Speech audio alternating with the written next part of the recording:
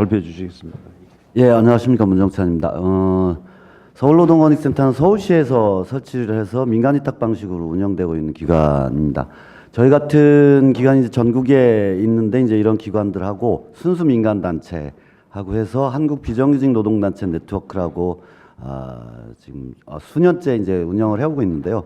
여기 의장을 맡고 계신 이제 한국 비정규노동센터의 이남윤 소장이 원래 이 자리에 나오시기로 돼 있었는데 오늘 최저임금위원회 일정이 딱 겹쳐버렸습니다. 그래서 제가 대타로 나오게 돼서 잘 모르는 내용이기도 하고 그리고 뒷북 치는 얘기일 수도 있습니다. 왜냐하면 이 얘기가 어떻게 진행됐는지 잘 모르고 있는 상태에서 비정규 노동단체들이 그동안 갖고 있었던 고민들 이런 부분들 법률 개정안에 대한 문제라기보다는 새로운 사회적 대화 운영이라는 측면에서 저희가 몇 가지 그러니까 이야기 나눴던 부분을 그냥 소개를 하는 것으로 하겠습니다. 일단 문제의식의 전반적인 부분에 대해서는 저희 비정규직 단체들에 대해서 전적으로 공감을 하고 동의를 하고 있습니다. 이른바 경제민주화를 넘어서는 일자리 민주화까지 이야기를 해야 되는 시대라는 점에서요. 그런 점에서 새로운 사회적 대화 체제의 확립이라는 점은 전적으로 동의를 하고 있습니다. 근데 이제 저희들은 조직된 여건이 있는 노동자들보다는 조직되어 있지 않은 노동자들 주로 만나기 때문에 그분들의 정서를 보게 되면 세대별로 좀 갈립니다. 조직되어 있지 않은 좀 기성세대, 연세가 좀 계신 분들은 기성 조직 노동에 대해서 서운함이라는 감정이 대체적인 것 같습니다. 그리고 청년층에는 기성 노조 조직에 대해서 반감 이런 부분들이 있는 것이 사실인 것 같습니다. 그럼에도 불구하고 사회적 대화기구 논의를 하는 속에서 기성 노조 조직이 정부나 사회적 대화기구가 어떤 체제를 가져야 되느냐 하는 문제만 얘기해서는 이런 서운함과 반감을 해결할 수 없다고 봅니다. 그래서 기성 노조 조직이 조직되어 있지 않은 노동자들에 대한 연대와 이해대변에 대한 자기 계획들도 좀 이번 기회에 내주셔야 되지 않을까 하는 고민들이 좀 있습니다. 다음은 이제 정부도 마찬가지인데요. 기존에 지금 현재 양극화 문제가 심각하다고 이야기를 하는 것에 있어서 핵심은 과거에 이제 권력과 자본이 결탁이 돼서 노동에 대한 분할 통제 배제 전략이 주요했다고 봅니다. 그런데 지금 와서 아무 일이 없었던 것처럼 새로운 사회적 대화 그저 얘기하는 것은 문제가 아닐까 생각하고요.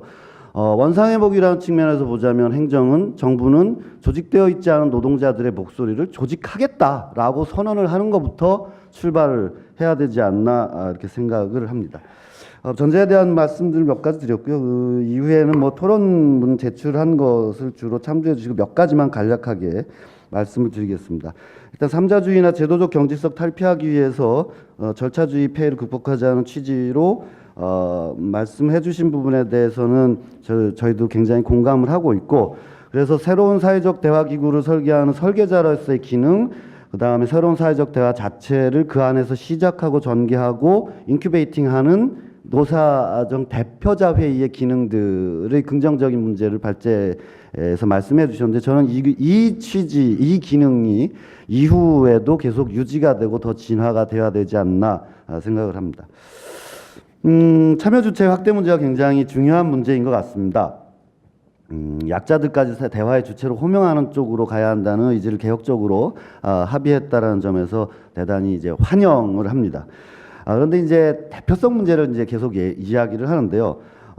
대표성 문제도 있지만 이해대변이라는 측면은 다른 측면에서는 지지와 옹호라는 측면에 관한 문제라고 생각합니다. 양대 노총이 우리나라에서 노동자 대표성을 갖는 조직이라는 점에서는 존중하고 인정을 합니다. 그 외의 대표성을 이야기하기는 무리라고 생각을 하기도 합니다. 그렇지만 좀 전에도 말씀드렸던 것처럼 조직되어 있지 않은 노동자를 미조직 노동자로 호칭하고 뭔가 미흡하다고 보는 관점 또한 저는 문제가 있다고 생각을 합니다. 조직을 선택하지 않은 노동자들도 있는 겁니다. 왜냐하면 자신의 이해대변이 충분히 되지 않고 있다고 생각하기 때문에. 그런 점에서 대표성 문제를 떠나서 조직되어 있지 않은 노동자들의 지지와 옹호라는 측면이 어떤 기제를 통해서 작동할 수 있을까라고 생각해 본다면 다양한 다면적이고 중층적인 대화 체제가 가능하다고 생각을 합니다. 그런 점에서 좀 논의가 좀 되어야 되지 않을까 생각을 하고요.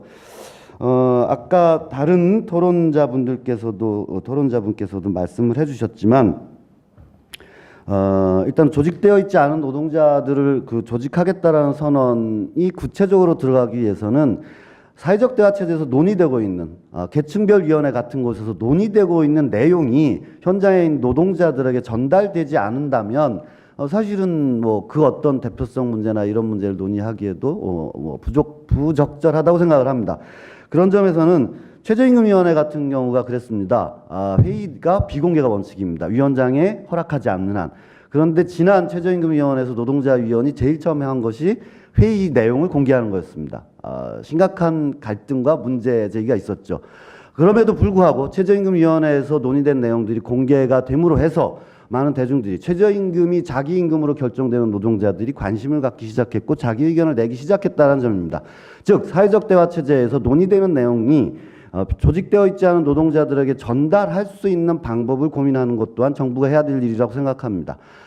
이를테면 중간중간에 의제에 논쟁이 붙고 있을 때는 그 의제에 대한 여론조사를 정부가 돈을 들여서 실시를 해야 되는 것이 정부가 해야 될 일이라고 생각을 합니다. 그런 점에서 기성 조직에 있어서 대표성 문제를 이야기할 것이 아니라 조직되어 있지 않은 노동자들의 목소리를 어떻게 조직할 것인가라는 문제로 이야기를 해야 되는 것이 아닌가 생각을 합니다. 다만 조직되어 있지 않은 노동자들을 법률로 조직하는 구상에 대해서는 저희 비정규직 단체에서는 회의적인 판단을 좀 하고 있습니다. 그 내용은 본 주제와 관계없기 때문에 여기서는 생략을 하도록 하겠습니다. 업종별 위원회에 대해서도 이건 저희가 좀 과문해서 그런지 모르겠지만 좀 의문이 드는 지점이 있습니다. 산별 교섭과 업종별 위원회가 구분돼야 되는 것 아니야? 라는 고민이 있는데 이걸 정확하게 어떻게라고 정확히 말씀드리지 못하는 점은 좀 너그러이 이해를 해 주시기 바랍니다. 지난 대표자 회의에서 이 부분이 충분히 논의가 되어 있는지는 모르겠지만 저희들은 산별 교섭과 업종별 사회적 대화라는 부분이 조금 더 세심하게 고민을 해야 되지 않나라는 의문점을 좀 갖고 있습니다.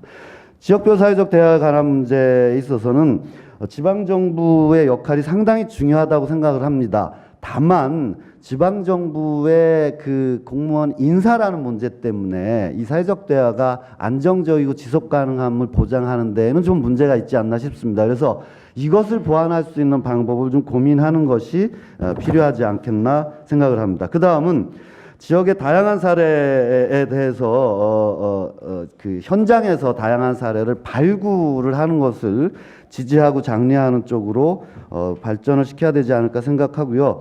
그 다음에 지역 노사민정 협의체 평가하는 데 있어서 일률적인 뭐 이런 평가 틀은 좀 버려야 되지 않을까 생각합니다.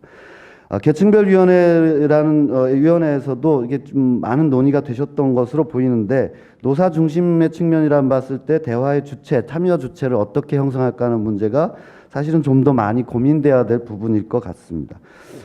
그 밖에는 다면적, 다층적 사회적 대화 활성화가 쭉 될 것 같이 보이는데 정책의 통일성이나 일관성하고 충돌할 수 있는 부분이 발생할 수도 있지 않겠다 생각돼서 이런 부분에 대한 고민과 연구가 더 필요하다고 생각을 하고요.